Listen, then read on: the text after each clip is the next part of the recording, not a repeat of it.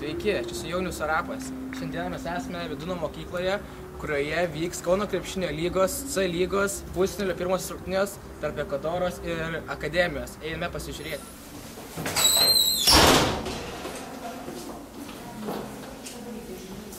Taigi, užeikime.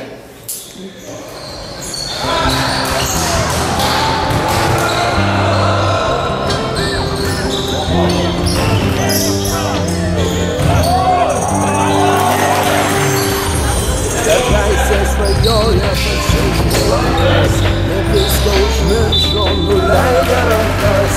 Dabar tik netyčia, nebent netyčia prisimena laisvę ir džiaugsmą čia. Prisimena laisvę ir džiaugsmą čia. Reikėjo berniukams padangių gilių, palikti asmenybę, ištrūkti iš namų. Reikėjo berniukams beribio dangaus, dabar žuvos laisvės iš šalto alaus, dabar žuvos laisvės iš šalto alaus.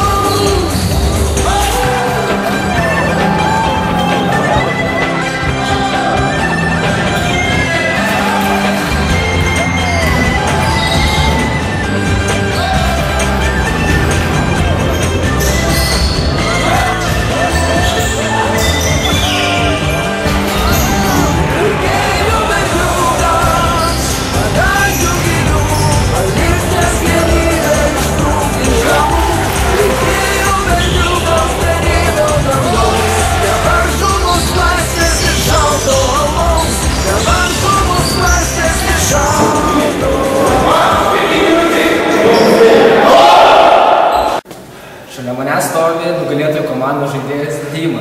Taigi, Dima, pirmiausia, sveikinu tave su pergale. Pakomentuok truputį rungtynes. Atėjom, susikaupę ir galvojom, kad varžovai bus stiprus, iki pusfinalio bet kas nedaeina.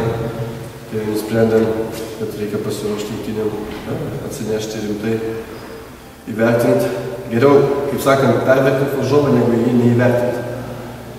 Na ir tas pasakoji parodė rezultatą, kad mes įveikėm jos 50 taškų skirtumų. Jo, tas taškų skirtumas man ir kilo tokia abejonė, ar varžovai buvo silpni, ar jų tiesiog buvo daug geresni už juos.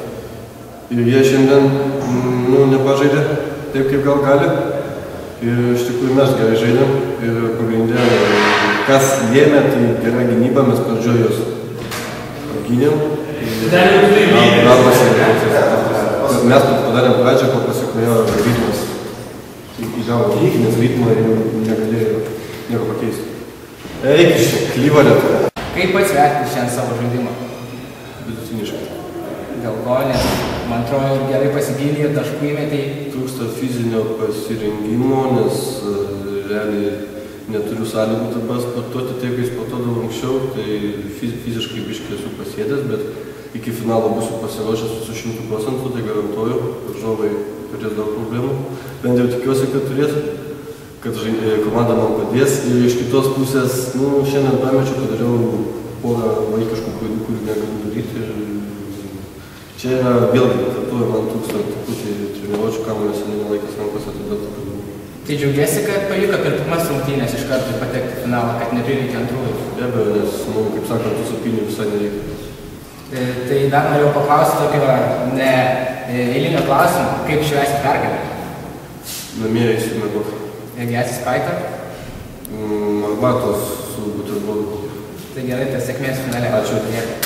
Taigi iki susitikimo Eurobasket 2011.